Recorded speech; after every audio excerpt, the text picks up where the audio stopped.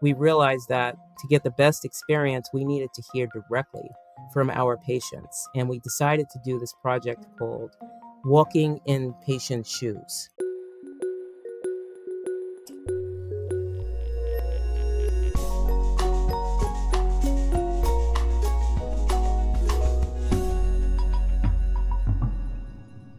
Hello, everybody. This is Cole from the American Journal of Healthcare Strategy, joined by a special guest today. Many years of experience improving quality and outcomes, improving experience.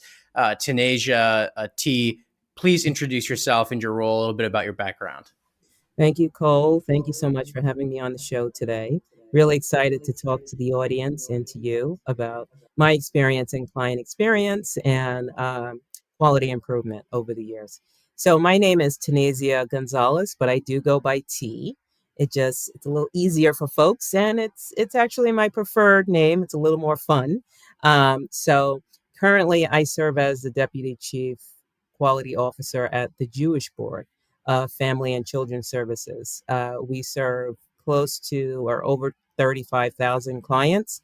I oversee the data analytics team within the agency, and we help people keep the pulse on their work and understand in a descriptive way what they're doing, and also in a predictive way what they could be doing better, and also in a diagnostic way why what has happened in their workplaces. And just we create tools to help folks understand where they are and specifically where they need to target for improvement.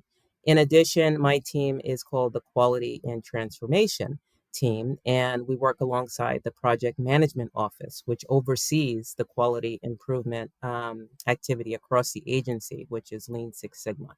So we train tons of folks across the agency in Lean Six Sigma quality improvement methodology. And there's quite a shift going on within the agency right now, and it's more of an appreciation for data and being more data driven and taking that quality improvement methodology, placing it on those challenging areas or processes that require tweaking for improvement.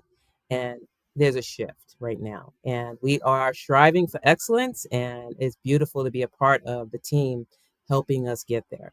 Our mission is to be the best mental health and social services organization, not just in the country, but on the planet.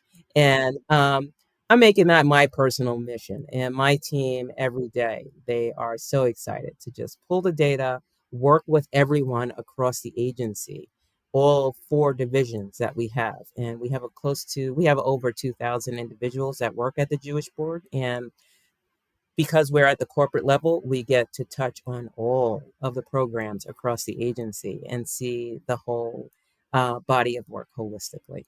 Yeah, great work that you're doing. Yeah, I'm a fan of the Jewish Board, of course, but one of the reasons we wanted to bring you on is because of your experiences, a long period of time, right? Near when I was born is when you were working as a managed care analyst. So I think a long time, which is great, right? That depth of experience. You've also seen a lot of transformation in terms of the technological changes over the years, right? And so there's also a lot of things in your profile that keywords that might be interesting to people. Healthcare small data ambassador. You mentioned Six Sigma as well, and implementing that in the organization. I just got my green belt, currently finishing my black. And so these are things that interest to me, but it's also interesting to a lot of organizations, right? That transformation process. Um, I have to ask, what is small data? It's mentioned a few times on your profile. Yeah, and actually, I forgot to mention that I am also the host of the Let's Talk Small Data with T podcast, and it actually has a global audience. So it's been seen across 6 continents, over 35 countries, and basically talking about small data. It's so funny because my husband goes, "Oh, is small data like itty bitty numbers?" And I said, "No, that is not what small data is. Small data is more so like an action." So, we have big data, which is big and sexy. Everybody knows about big data, but it's about diving into that big data to really zero in and really find those individuals with those individual issues that need to be tweaked and tracked over time and improved. And those types of activities help you really redesign the processes and the systems that you have at play, impacting clients' lives and giving you key learnings on, what you need to do to change the systems and the processes you have in place to give you the actual outcomes that you need, like those evidence-based outcomes that you want to see come about. And a lot of the work that I've been doing, I've been in the game maybe about 20, 25 years. And thank you for pointing that out, Cole, that you were in high school when I was starting out. So basically, I'm old, I know. But it's all about understanding what your KPIs are, or your key performance indicators, and keeping the pulse. Like these KPIs or key performance indicators, um, let me know that I am following evidence based practices and I'm doing well at them. There's a certain target for each metric. If I'm at or above that target, then I'm fulfilling the evidence based process here. If I'm not meeting those targets, I need to dive in. I need to see who those clients are and how exactly are they falling out of the numerator. And I need to focus on those clients, and that activity will help drive the metrics up or get us towards excellence. And basically, the small data is all about diving deep. I say on my podcast, it's about diving into the data and really drilling down to the individual client, member, or patient. It depends on where you're serving. So I've been on the managed care space, which is where I started. And we were talking about members, right? And then I've been in the hospital space. Then we're talking about patients. I did a lot of time at the HIV AIDS clinic at a very large center in Manhattan. It was the largest one in the state at the time.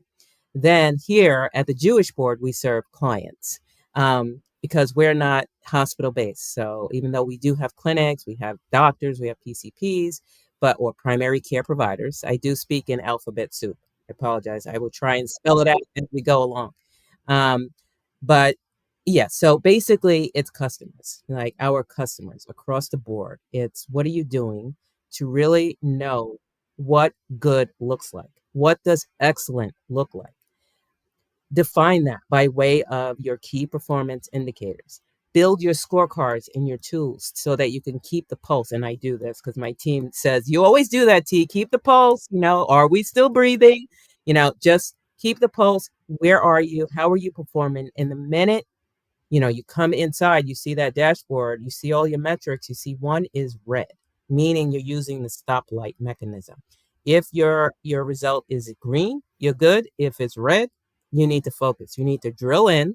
And that's what I mean by small data and small data tools. And I actually, when I was in the HIV AIDS Center, I had the pleasure of working with an executive director that gave me creative freedom to just build the reporting and data infrastructure for the HIV AIDS clinic. Oh, And I wow. built the whole team. We created a lot of reports. We were supporting the staff of the clinic, which were about 250 folks, sending data externally as well as for use internally. And I was actually able to build an actual system that helped us track how we were doing on our key performance indicators, about 25 or so. So for our specific population, which was HIV AIDS individuals with and affected by HIV and AIDS. And we were able to build a system that was centrally located, and everyone in the clinic could see how we were doing compared to our peers on those KPIs in New York State. Also, how our three clinics were doing compared to each other, and also how our 26 primary care providers are doing against their peers within our clinic. You could click drill, get down to a patient action list of patients. Okay, listen, Dr. Jones, you're not doing too good on retention here because these 10 patients need to get in for a visit now. And so the providers going in and taking action is what drove those metrics up like this. And this system became the the center of our quality improvement program for a little bit, really highlighting projects that we needed to implement things that we needed to pay attention to.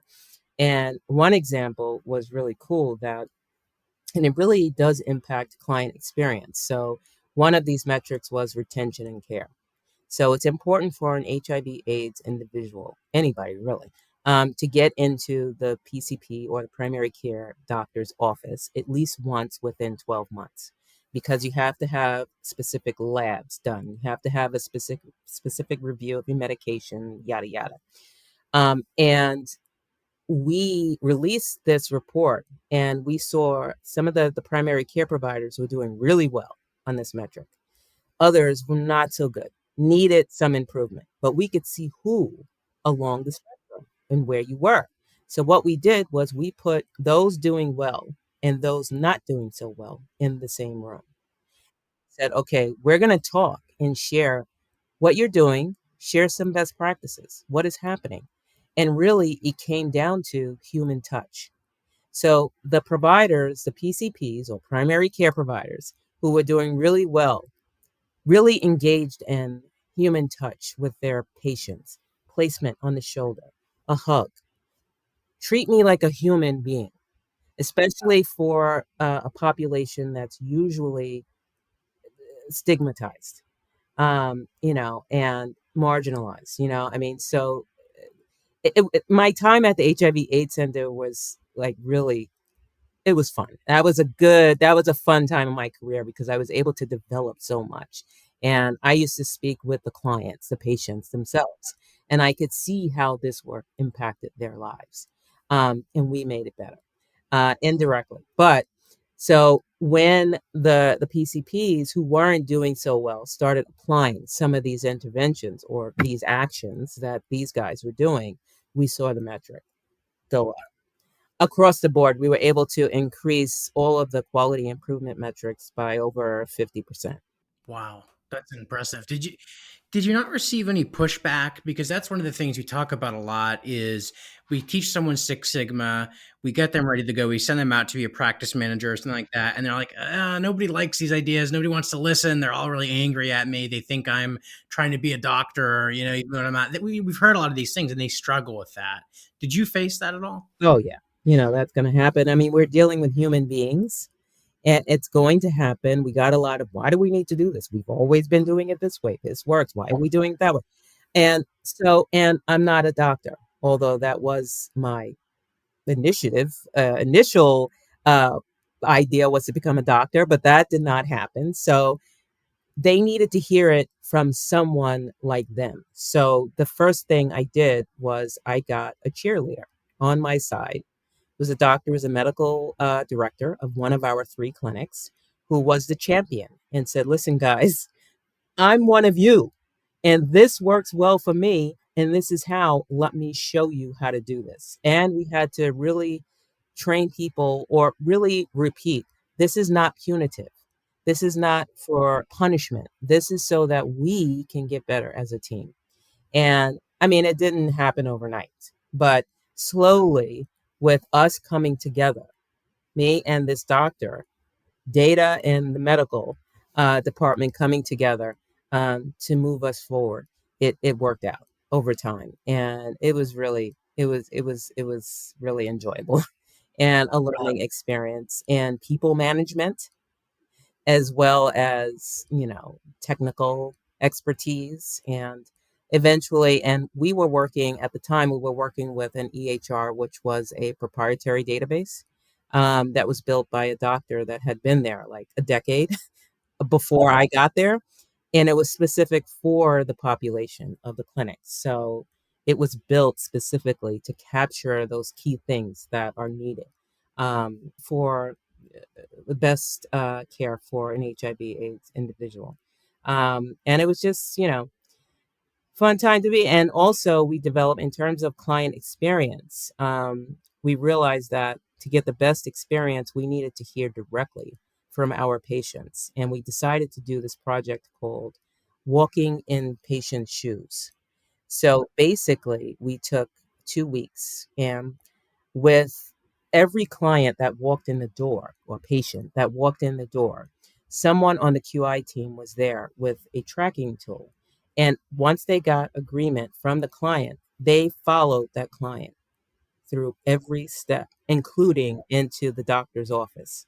That was, obviously you'd have to get not acknowledgement, but approval from the client that it was okay to join them along their journey. And we learned a lot about what their experience is traveling through our clinic. And what we learned from that was that individuals were really unhappy with the telephone service. They couldn't reach people. Their doctor's not calling them back. No one's answering voicemails. I mean, this is a common thing that happens in clinics. So, what we decided to do was create a centralized call center, and there were some challenges with that, but also what the clients the patients, the providers started doing was putting into blocks in their schedule to make sure that they would get back to clients, and like they started tweaking how they do things. And that improved that metric over time, like how happy clients are with the telephone service. A lot of clients didn't know that we had a walk-in policy. They were like, "I needed to see the doctor and I couldn't get an appointment." And they're like, "Well, you could have just walked in." So we started a "Did you know" campaign. Did you know we have a walk-in policy? And a lot of clients were like, "Oh, okay." And that improved that metric. It was a couple other things we put on the "Did you know" campaign, but it was just like people just didn't know what's already existing and what they could take advantage of. So it was great. What's the first step in doing these things? Because that's where people struggle a lot is they hear these great ideas. They take the Six Sigma course, they get certified, they do a practice project, but then they're put out on their own to start these projects. And it's that getting started point. So, any of your examples are excellent, but what is the thing that you are doing first? Interesting question. Ooh, that's a big one. Yeah, I hear a lot of people ask the same question, like, "Well, T, where do I get started?" So, like, here at the Jewish Board, we have such a wide range of services. And when I'm talking at the new hire orientation, because I welcome folks every 2 weeks into the Jewish Board and tell them about the Quality and Transformation Department, our mantra is, challenge the status quo. Our main thing is we're solving complex problems. And really, it's become very aware of what your area does and how you serve the clients, and listen to the clients. See if you can identify issues in the systems and areas where things are not quite working well. See if you can create some data, put together a simple track sheet to track. Okay, on this day, we had X amount of clients come in for X, and X amount of complaints came out, and they were these complaints, and started categorizing what complaints or what observations you're getting.